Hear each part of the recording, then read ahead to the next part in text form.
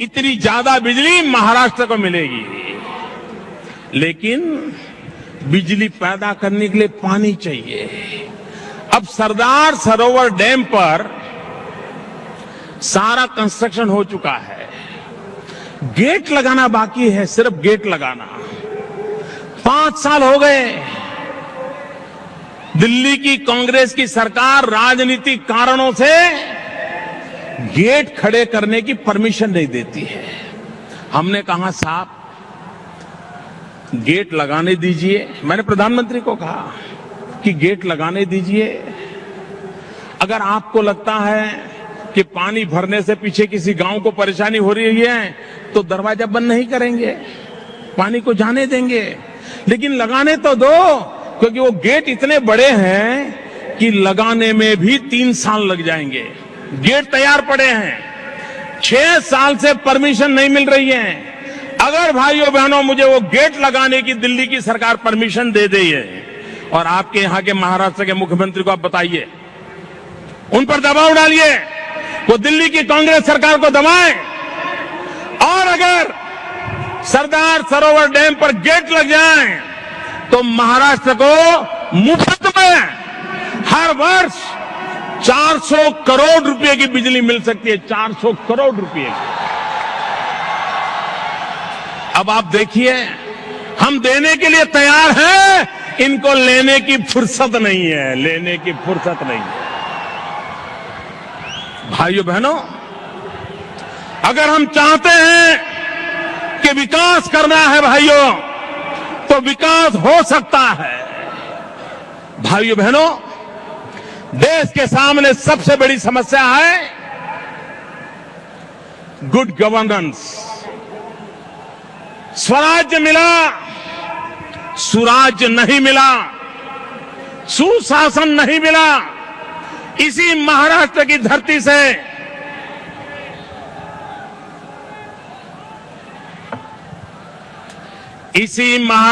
धरती से लोकमान्य तिलक ने एक मंत्र दिया था, स्वराज मेरा जन्मसिद्ध अधिकार है। भाइयों बहनों, स्वराज मेरा जन्मसिद्ध अधिकार लेकर के देश लड़ता रहा, स्वराज मिला। आज समय की मांग है, हम सब ललकार करें कि स्वराज्य ये मेरा जन्मसिद्ध अधिकार है। आजादी के पहले स्वराज्य हमारा जन्मसिद्ध अधिकार था, आजादी के बाद स्वराज्य हमारा जन्मसिद्ध अधिकार है। आज सारी समस्याओं की जड़ में हमारा बैड गवर्नेंस है। और भाइयों बहनों, शरीर कितना ही स्वस्थ क्यों न हो, कितना ही मजबूत दिखता क्यों न हो, वजन अच्छा हो, ऊंचाई अच्छी हो, नींद अच्छी आती हो, सांस ठीक हो, सब ठीक हो, लेकिन एक बार अगर डायबिटीज हो जाए तो दिखने में तो कोई फर्क नहीं पड़ता है, लेकिन बारी बारी से सैकड़ों बीमारियों का वो घर बन जाती है। शरीर में सैकड़ों बीमारियां घुस जाती हैं, धीरे धीरे सारा शरीर नष्ट हो जाता है। ये बैड गवर्नेंस भी डायबिटीज जैसा है। राज्य के अंदर ये बैड गवर्नेंस डायबिटीज की तरह हर बीमारियों का कारण बन जाता है। और इसलिए भाइयों बहनों, जब तक हम सुशासन की राजनीति को नहीं करेंगे, सुशासन को लेकर के नहीं चलेंगे, तब तक भाइयों बहनों हम देश का भला नहीं कर सकेंगे। और इसलिए भाइयों बहनों, मैं आज जब आपके पास आया हूं तब गुड गवर्नेंस पर बल देने की बात करने आया हूं। भाइयों बहनों, 2 विजन में क्या फर्क होता है आप देखिए। एक तरफ भारत की आन बान शान आईएनएस विक्रांत, हिंदुस्तान की सेना जिसके लिए गर्व करती है, युद्ध के मैदान में भारत को गौरव दिलाने वाला आईएनएस विक्रांत, आज दिल्ली की सरकार इस ऐतिहासिक धरोहर को टुकड़े टुकड़े करने पर तुली हुई है। उसको बेच करके टुकड़े करने की योजना बना रही है। और दूसरी तरफ गुजरात की सोच देखिए। हम हिंदुस्तान के कोने कोने से किसान से लोहे का टुकड़ा मांग करके उससे भव्य इमारत बनाने का सपना देख रहे हैं। इतिहास की धरोहर पैदा करने का सपना देख रहे हैं। हम टुकड़े ला करके एकता का सपना साकार करना चाहते हैं। इतिहास की विरासत को जिंदा करना चाहते हैं। और ये लोग इतिहास की विरासत को टुकड़े टुकड़े करके बांटने की योजना कर रहे हैं। ये विजन में फर्क होता है। भाइयों बहनों, आज जब मैं मुंबई की धरती पर आया हूं तो मैं बॉलीवुड को याद करना चाहता हूं मित्रों, फिल्म इंडस्ट्री को याद करना चाहता हूं। भाइयों बहनों, ये फिल्म इंडस्ट्री का शताब्दी का वर्ष है। दुनिया में इतनी भाषाओं में फिल्म बनती हो, इतनी मात्रा में फिल्म बनती हो, ऐसा विश्व में कहीं नहीं है। हमारे पास एक अनमोल खजाना है, अनमोल ताकत है। अगर विजन होता, समझदारी होती और दिल्ली की सरकार ने, महाराष्ट्र की सरकार ने फिल्म इंडस्ट्री की शताब्दी को नई ऊंचाइयों पर ले जाने का एक महत्वपूर्ण मुकाम बनाया होता, सेमिनार हुए होते, टेक्नोलॉजी के संबंध में बातें हुई होती, भारत के निर्माण में उनके योगदान की बातें हुई होती, नए सपने देखे गए होते। क्या भाइयों बहनों इतनी फिल्में बन रही हैं? क्या एक हिंदुस्तान में फिल्म यूनिवर्सिटी होनी चाहिए कि नहीं होनी चाहिए? एक full fledged university film industry के लिए, ह्यूमन रिसोर्स डेवलपमेंट के लिए, टेक्नोलॉजिकल रिसर्च के लिए, हिस्ट्री की रिसर्च के लिए होनी चाहिए कि नहीं होनी चाहिए? लेकिन भाइयों बहनों, ये वोट बैंक की राजनीति में डूबे हुए लोग इतने महत्वपूर्ण अवसर को भी उन्होंने खो दिया, क्योंकि वो वोट बैंक की राजनीति में डूबे हुए हैं। भाइयों बहनों, आज मैं आपको एक नारा बुलवाना चाहता हूं। बोलेंगे? पूरी ताकत से बोलेंगे? पूरी ताकत से बोलेंगे भैया? देखिए, चुनाव में दल के लिए वोट मांगे जाते हैं।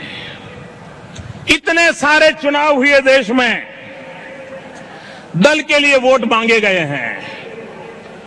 लेकिन मैं चाहता हूं 2014 के चुनाव में दल के लिए वोट न मांगा जाए, देश के लिए वोट मांगा जाए।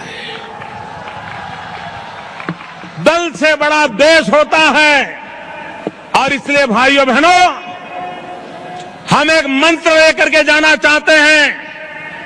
2014 के चुनाव में मुंबई से उठी हुई आवाज हिंदुस्तान में पहुंचाना चाहते हैं। और हम देश को कहना चाहते हैं कि 2014 के चुनाव में दल के लिए नहीं, देश के लिए वोट करिए। और हम कहना चाहते हैं, vote for India, vote for India.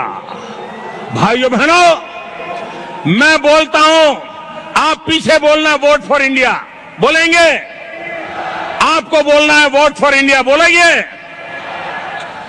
वंशवाद से मुक्ति के लिए जरा पूरी ताकत से बोलिए, वंशवाद से मुक्ति के लिए वोट फॉर इंडिया, भाई भतीजेवाद से मुक्ति के लिए वोट फॉर इंडिया, भ्रष्टाचार से मुक्ति के लिए वोट फॉर इंडिया, महंगाई से मुक्ति के लिए वोट फॉर इंडिया, कुशासन से मुक्ति के लिए वोट फॉर इंडिया, भारत की एकता के लिए वोट फॉर इंडिया, एक भारत श्रेष्ठ भारत के लिए वोट फॉर इंडिया, सुराज की राजनीति के लिए वोट फॉर इंडिया, सुशासन की राजनीति के लिए वोट फॉर इंडिया, विकास की राजनीति के लिए वोट फॉर इंडिया, देश की रक्षा के लिए वोट फॉर इंडिया, जन जन की सुरक्षा के लिए, वोट फॉर इंडिया, रहने को मकान के लिए, वोट फॉर इंडिया, खाने के लिए, अन्न के लिए, वोट फॉर इंडिया, बीमार की दवाई के लिए, वोट फॉर इंडिया, दरिद्र नारायण की भलाई के लिए, वोट फॉर इंडिया, शिक्षा में सुधार के लिए, वोट फॉर इंडिया, युवाओं को रोजगार के लिए, वोट फॉर इंडिया, नारी के सम्मान के लिए, वोट फॉर इंडिया, किसानों के कल्याण के लिए, वोट फॉर इंडिया, स्वावलंबी भारत के लिए, वोट फॉर इंडिया, शक्तिशाली भारत के लिए, वोट फॉर इंडिया, समृद्धिशाली भारत के लिए, वोट फॉर इंडिया, प्रगतिशील भारत के लिए, वोट फॉर इंडिया, भाइयों बहनों, vote for India, vote for India, vote for India, इस मंत्र को लेकर के हम देश के कोने कोने में पहुंचे। मेरे साथ पूरी ताकत से बोलेंगे, दोनों मुट्ठी बंद करके हाथ ऊपर करके बोलेंगे, भारत माता की जय। अब कैमरा वाला मुझे नहीं, आपकी तरफ मुड़ चुके हैं, पूरी ताकत से बोलिए, भारत माता की जय, भारत माता की जय। वंदे मातरम, वंदे मातरम, वंदे मातरम, वंदे मातरम, वंदे मातरम, वंदे। मातरम। बहुत बहुत धन्यवाद।